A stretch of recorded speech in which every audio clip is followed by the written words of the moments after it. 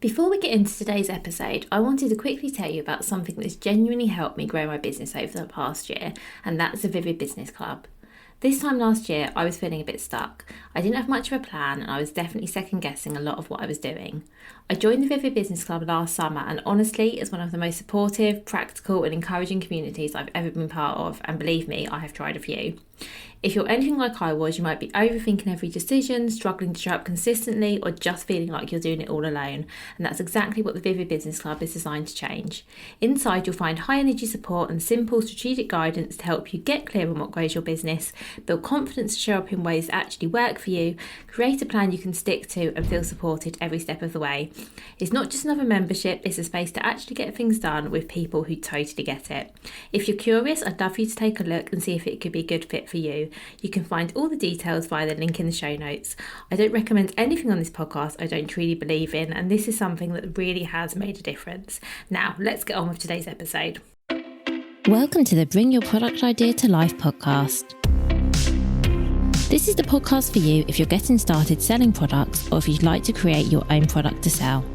I'm Vicky Weinberg, a product creation coach and Amazon expert. Every week, I share friendly, practical advice as well as inspirational stories from small businesses. Let's get started.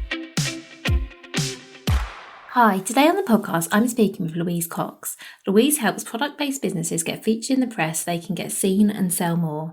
So I invited Louise onto the podcast to talk specifically about PR at Christmas. So I know this episode is going out in August if you're listening in real time, but according to Louise, this is the perfect time to start thinking about your Christmas publicity. So we're going to talk about what you can do, the different ideas she has, and her best tips to get you as much publicity as possible over the festive season. And I should say, if you're listening to this episode slightly later, do not panic. As Louise mentions in the episode, you can be getting Christmas publicity opportunities right up until the beginning of December, so it is never too late or indeed too early. So I would love now to introduce you to Louise. So hi Louise, thank you so much for being here. Well, thank you for having me, Vicky. Well, you're so welcome. Can we please start by you giving an introduction to yourself, your business and what you do? Yeah, so my name is Louise and I am a small business publicity expert. So I help businesses, primarily product-based businesses, get featured in the press so they can grow their audience and sell more. Amazing, thank you. So I invited you on today to talk specifically about Christmas. Yes. We're recording this in June. The episode will go out in August. So, and for some people, they might think, gosh, this is really early. You know, we're talking now, we're almost 6 months away to the day, I think. Why is August the right time for product businesses to think about Christmas? Yeah, so it's absolutely crazy. I always think, it's the warmest month and I am sat here talking about Christmas. But the reason that we have to start so early when it comes to PR for Christmas is because magazines have lead times, and lead times is how long it takes a magazine to be planned, prepped, all the articles written, printed and put on the shelves. And usually that's around 3 months for like your monthly magazines such as Country Living, Prima, Red. But when it comes to Christmas, you also have your standalone magazines. So things like the Christmas magazine, Simply Christmas, Country Living Christmas special magazines, which will come out in September. So that is why we start now, because it's such a massive topic for the press to cover. They need that extra time as well to get together all of the information, because it's not just, the gift guides that they'll be putting together, but it's everything around mental well-being, diet, fashion, everything. So it's such a massive topic. So they start everything so early when it comes to Christmas. Brilliant. Thank you so much for explaining that. So actually, I'm just thinking, so that we're really, really clear for everyone, when we talk about Christmas PR, what exactly are we talking about and how is it different from the PR you might be doing the rest of the year? Yeah, so I think what I want to say is let's talk about what PR is, because I think this is a thing. So PR in its general form is reputation management. So it's everything you do within your business. But I think what a lot of small businesses think of when they think about PR is publicity, which is using the media to promote our businesses, whether that's our story, our products, our services, whatever it might be. And Christmas PR really is just using the season to get featured in the press. So it's not a hugely different to any time of the year when you're doing your PR. It really is just using the season to do it. Like I say, it's doing it a lot earlier than you would any other sort of PR. Perfect, thank you. And are there different opportunities at Christmas? Because I'm thinking, so gift guides might be one thing, you mentioned that earlier. Is it more that there are more opportunities to sell? Because we're obviously here to talk about products, to sell products at that time of year. Yeah, for product-based businesses, it is absolutely the biggest opportunity of the year to get featured in the media.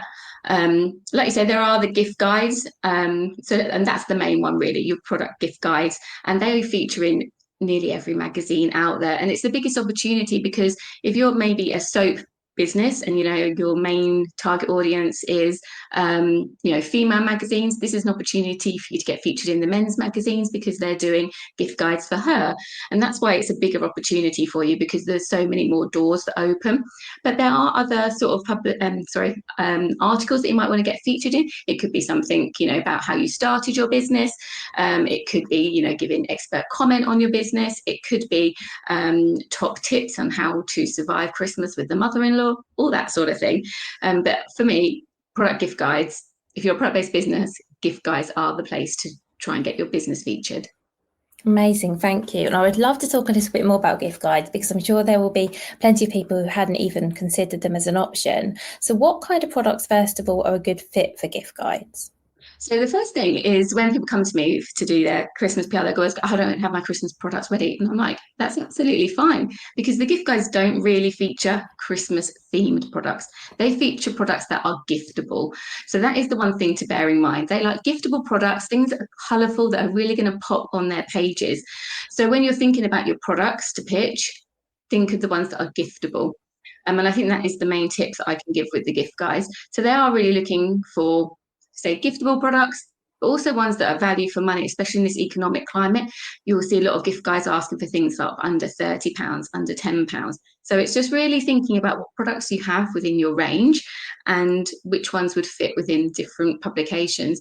But I think if you're just getting started with the Christmas gift guides, the key is to choose one product. You might be thinking, oh my gosh, but there's so many gift guides out there and I've got lots of different products which will fit into them. But if you're doing your PR for your first time, getting featured in the gift guides, focusing on one product completely gets rid of the overwhelm. And I think that is absolutely key.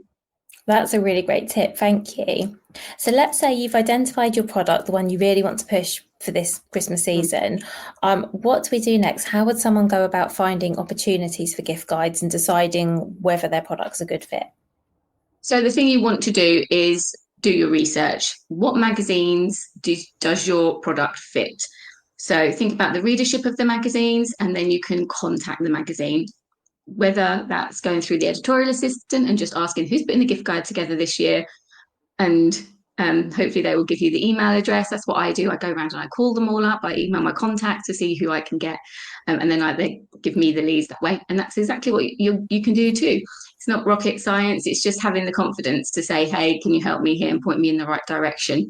So, but I think doing that research initially, is your product going to be a fit for the magazine? Because if it's a natural magazine, for example, something like Top Santy, they focus on natural products, but you've got like a synthetic product, synthetic candle, whatever it is, then that's not going to be a fit. So making sure that your product is going to look great in the magazine and appeal to the readers is key, because otherwise you're just wasting your time and the journalist pitching otherwise.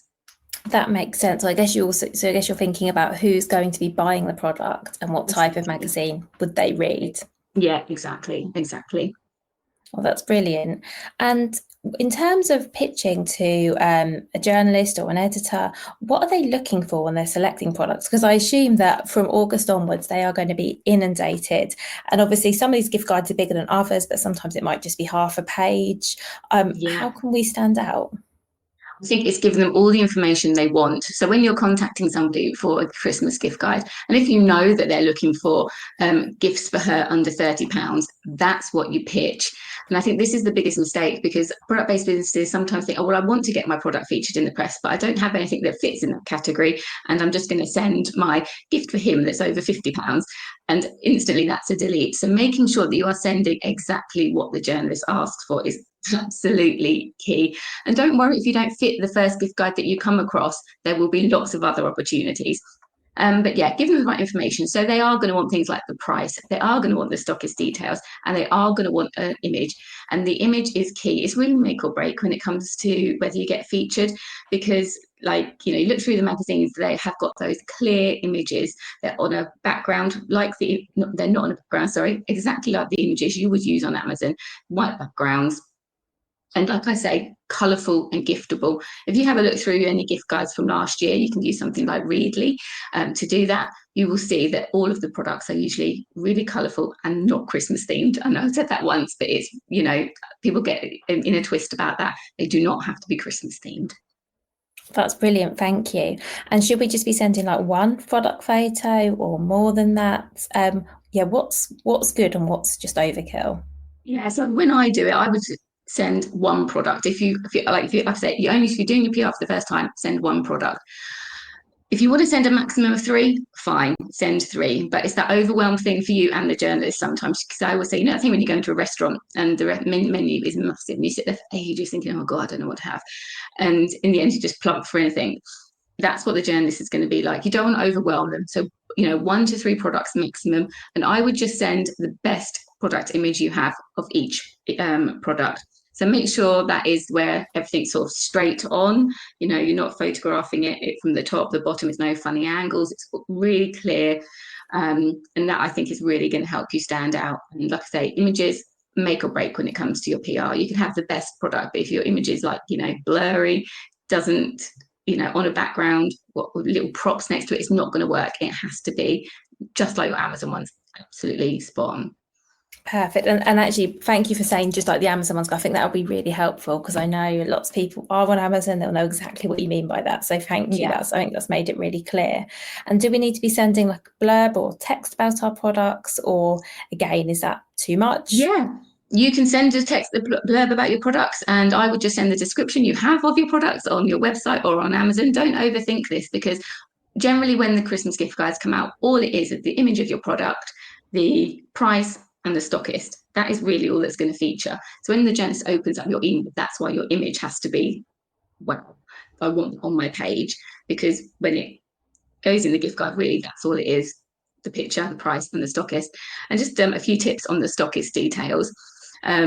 Make sure you send it, obviously, so that would be your website address. But a lot of people say to me, well, I only sell on Amazon or I only sell on Etsy. Is that a problem? The answer is absolutely not. So for print media, what I suggest is, if you only sell on those platforms, is to buy the domain name for your business and then point that to your Etsy shop or your Amazon shop.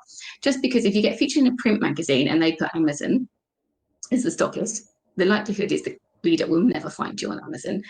So if you put your domain name, point that to your Etsy shop or Amazon shop, they'll go straight there, more likely to find it.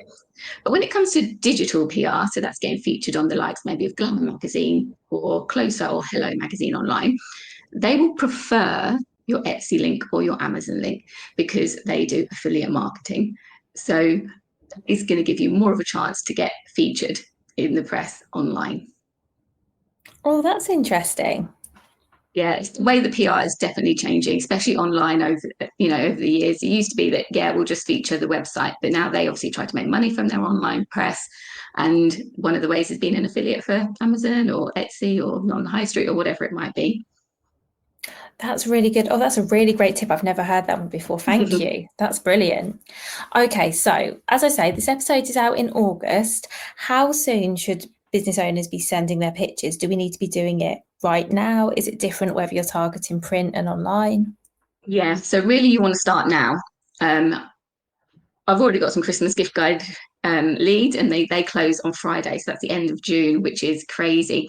But generally, as a timeline for your Christmas PR, now is the time to choose those products you want to pitch to the press. And like I say, make it really simple for yourself. 1 to 3 maximum. Make sure you have everything that you need. That image is absolutely key. Write your little bit of blurb. Like I say, take the description off Amazon, Etsy, your website shop, whatever. They don't need your backstory or anything like that. This is a gift guide. They are literally going to be featuring your product. I know how much your business means to you, and all the blood, sweat, and tears that went into creating it. But the journalists don't care when it comes to gift guides. That's a completely different feature. So that's what you want to do in June. Now, get everything sort of done. The next step is then, like I say, start contacting those long lead magazines, those ones that come out monthly. So whether that is Prima, Country Living, Living, etc., Cosmopolitan, the magazines that you think your products are going to be a fit for. Ask who is putting together the Christmas gift guides. Once you get that information, send it to that person and include everything, the blurb about your product, the image, send that straight away, high res image, send it straight away, the price and your stockist details. And then when it comes to August, September, you want to do exactly the same for the weekly press. Again, so that's your Best, your Bella, that's your newspaper supplements, sort of the Notebook, S Magazine. Again, get in contact with them, ask who's doing the Christmas gift guide, and once you get the details, you send them the information. And then when it rolls around to August, October, November, we do exactly the same for online press. So it's a real 6-month process. Perfect. And thank you for setting that out. So I guess that means if someone is listening to this, you know, a bit later than the date it comes out, perhaps it's September or even October, it's not too late. So that's really It's reassuring. not too late. Yeah, not too late. It's just you are looking at maybe the weekly magazines or the newspapers or the online press. There's still opportunities. And actually last year, the last press request I got was in December. I think it was the week before Christmas for the Metro online. So there are opportunities right until Christmas Day, really.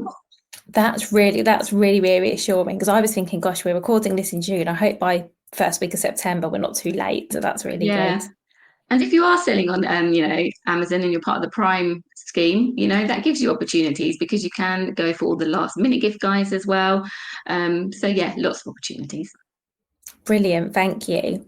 So let's move away from gift guides for a moment, if that's okay, Louise, and talk about other types of PR. So we might be doing it around, let's talk, keep talking about Christmas, because I think that's keep us on theme. But what other types of PR might we consider at this time of year?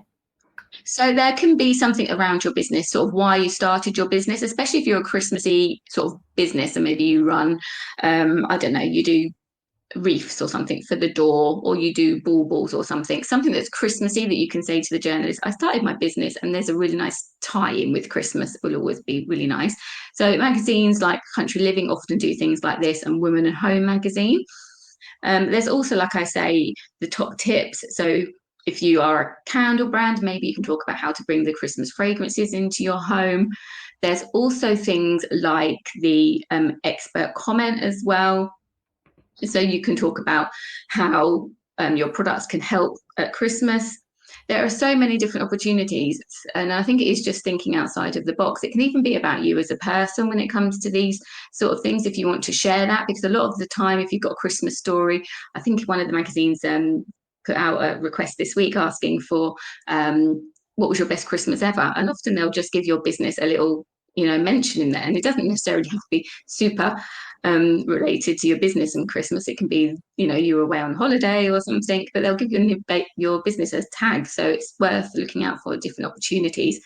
And those sort of opportunities you can actually find on Twitter or X now, just by searching the hashtag journal request. Amazing, thank you. So let's say we've got an idea for a story we'd like to pitch. Do you have any advice for how we go about this, especially if we're approaching a publication completely cold? So this isn't something we've seen. Let's just say, coming back to your example, we are a brand and we sell wreaths, and so it's completely tied in with Christmas. I think this is a great story. What do we do then? So what you first need is your hook. So why are you contacting them, and why will their readers be interested? That's the key thing. So making sure, again, our research, does our business fit in with the readership of the magazine? So we want to write just a really short email. This is not where we are telling them everything about the story, and we don't need to write the story for them. We are just putting together a couple of paragraphs about our business and why we think it would be a great feature for the magazine. So it could be that you're a wreath business. This is the perfect time to feature our business because it's obviously seasonal, and this is how it all started, what the challenges were, how it's all going, that sort of thing. And it's really just a couple of paragraphs explaining that. And if you're going for that sort of feature, you're probably looking at somebody like the features editor, who you will want to send your pitch to. But if it is something around the business and you starting it, the images that you need are slightly different. You are going to need pictures of you in your business. So you making the wreaths, sort of thing, and pictures of the wreaths on the doors and all that sort of thing. So not so much your cutouts for that, but more lifestyle shots. Brilliant, thank you. And actually, following on from that, I wanted to ask about photos. So, are we expected to provide photographs for any story that we pitch at the initial stage? I would always say high res images are available, and I would usually put a couple either in the email window, body of the email, or attach them, especially if it's more of a lifestyle feature, because they want to see that you've got images. Recently had a client featured in Platinum magazine. They loved her story, but the thing they came back with was, has she got images? Because if she hasn't, we can't run with it. Luckily we did. But it's not like the old days where they would send out a photographer and you get a photo shoot and all that sort of stuff. You are expected now to send images and have a nice bank for them to choose from. So some tips for the photographs, if you're going to, well, you can absolutely do them yourself. Just make sure they're high res. I would use a tripod, if so it's not going to be blurry or anything that sort of thing. But to have different, landscape, portrait, so it can take up different space on the page, different poses. Whether it's just you, then you with your products, then just your products. So just have a really good array of images, because you don't want to lose a feature just because you couldn't provide the photography. That's really useful, thank you. So that's good to know that we need to have photos before pitching anything. Absolutely, yeah. Always have your pictures ready. That's probably the first thing to get done. And it sounds like you also need, if you're going to have a shot of yourself, it can't just be a snap from your phone. It needs to be like a proper high quality image. Is that right? Yeah. I mean, you can absolutely use your phone to take the picture, but don't do like a selfie or anything. Set it up so you've got a nice picture of you. So whether you're going to use that, if you're using the expert comment route, you've got a nice picture to send. Whether they use it or not doesn't really matter, but at least you've got something to send. But like I say, the product images are going to be especially for the gift guides, are the most the ones you're definitely going to need. So don't pitch without having those. Perfect, thank you. And I'm hoping that for anyone who's selling their products already, they're already going to have like really great product images already, whether that's for their website, Amazon. So hopefully that's absolutely fine. So it just might be the founder shots that perhaps needed. So I know, Louise, that you can help people with getting Christmas PR and getting them into gift guides and things like that. But for anyone on a budget who says, actually, I just need to do it myself this year, I'm quite early on in my business, I can't afford to do that. What are some of the things that they can do to increase their chances of getting featured? So I would definitely recommend checking out Twitter, X, got the wrong thing, hashtag journo request, because you will find journalists on there looking for different things for magazines. It is primarily expert comment and about your story, but there will be the odd product one in there as well. So that's a really good way. It's free. Check out that hashtag journo request. Otherwise, I would just choose some magazines that you think your product is going to be relevant for, all the ones you want to get featured in. Otherwise, you're going to think, oh my God, there's so many magazines out here, I don't know which ones to contact. Just choose, 5-10 magazines, do the research on them, contact them and try to get featured in those. But I know it's like you want to get featured in the press, and then that's what people do. They just go for any magazine out there. But it's much better if you can do a targeted approach to your PR, and you can absolutely do it yourself. It is just finding the time. So put some time aside, and I think treat your PR as you would your social media. I'm sure most of us spend way too long putting together a post on socials, when that time could be spent also doing some PR. So, if you can allocate just an hour a week just to pitching or making sure your products images are perfect, then that's all going to help. But it's just about not overwhelming yourself. Choose a few magazines, one product, and just go with that. That's so helpful. Thank you. And thank you for everything you've shared, Louise. I think this has been some really practical advice I think will really help people get their products featured this year. So my final question is, what is your number one piece of advice for someone trying to get media coverage for this festive season? I think it's have the belief in yourself and just press send. There's nothing going to happen bad. Nothing bad will happen. I think a lot of people think, oh, the journalist is going to ignore me. That happens to me. I've been doing this many years and I still don't get replies from some of my emails. The worst thing that will happen is the journalist just presses delete on your email. So just have the confidence in yourself. Your products are amazing. And if you don't think they are, go back and look at all those reviews you have. You just need the confidence. I think that is the one tip, because I think a lot of people want to do their PR, but they are just scared because they don't know what to say. And the key is to keep it simple. Hi, I have this product. If you're doing a gift guide, I hope it would be of interest to you. Here's the information, and I've got an image. That's all it is. It's so simple. So just have that confidence to write that email and send it to the journalist. That's such good advice. Thank you. And if you don't mind me adding that, I've done a few years ago when I launched my book, I did a bit of PR and I did it myself. And I was really scared about approaching people and getting rejected. But actually what I found was you don't get no's and no one's horrible to you. You just don't hear anything if it's a no. So actually nothing happens. Literally nothing happens. Yeah. That can be a little bit disheartening, but you just have to remember journalists are getting so many emails every single day. And yours might just got lost in the spam. They could have accidentally deleted it. They just didn't have time to read it. There's no harm in resending it if they didn't. And another tips I use is if you use Gmail, enable what's it called, mail track on it, so you can see if a journalist opened your email. And if they didn't, just change the subject. So, and if they didn't, you can resend it. It's, and you're not bothering the journalist. I think that's another thing that people are worried about. Oh, if I keep sending, will I bother the journalist? Not at all. They need stories and products to fill their pages. So don't be scared. Just send it. Well, that's a really good tip about mail track. I didn't know that was possible. That feature. That's really useful, thank you. But yeah, so just to reassure everyone, because actually for me, not getting a reply wasn't necessarily a bad thing, because I was more worried, and I don't know if you've heard this before, I'm sure you have, I was more worried about getting a reply saying, well, why would we feature this? This isn't a story, or something along those lines. But actually they're busy, aren't they? They don't have time to do that. Nor I'm sure most people wouldn't do that anyway. But I think that was the thing that scared me the most, was getting negative feedback.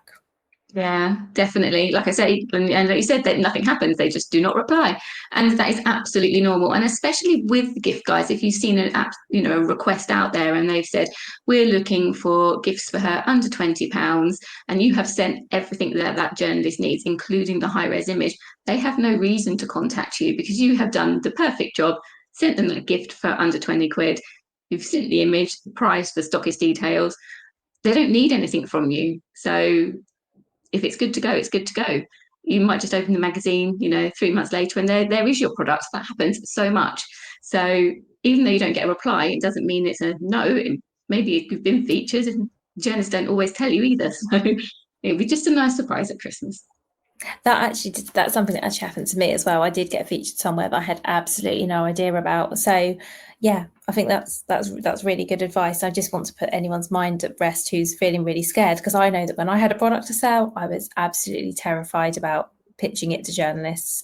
So hopefully my story and all of your useful advice is really going to help people feel a lot more confident about doing it this year.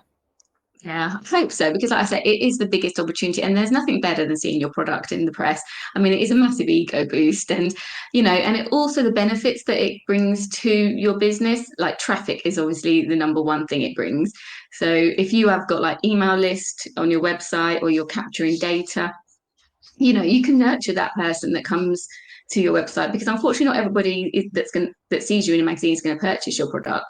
Some people might, but it's the biggest thing I think with your PR is the opportunity to build your email list and nurture them people into customers that purchase from you regularly.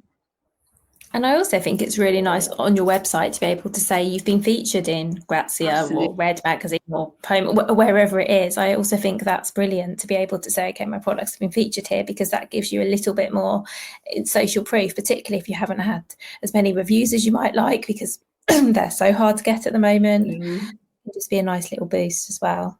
Yeah, absolutely. And it always gives you something to talk about. I mean, I've owned multiple product-based businesses, and one of my candles was in Prima magazine over Christmas. And like when that magazine came out, we had £1,400 worth of orders just from that one hit. So that was amazing. But then we had the same candle in a different magazine. We got nothing from it, but grew our email list. So whatever happens is going to happen. But if you don't put your product forward in the first place, nothing will happen. But yeah, it's such a massive opportunity, Christmas. So, and like you say, you've got the time, you're listening to this podcast, you've got the time to get that one product ready and out there. And it sounds like there's always something to be gained as well. So thank you so much.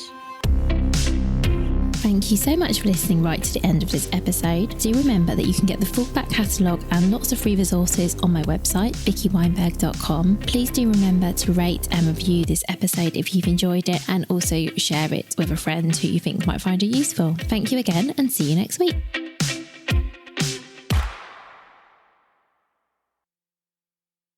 Hi, this is just a little note to say if you've enjoyed this episode, or indeed any of the episodes, and you would like to, I don't know, buy me a coffee or something, you can actually now leave tips. So there's a link to how to do this in the show note. Of course, do not feel obliged to do this.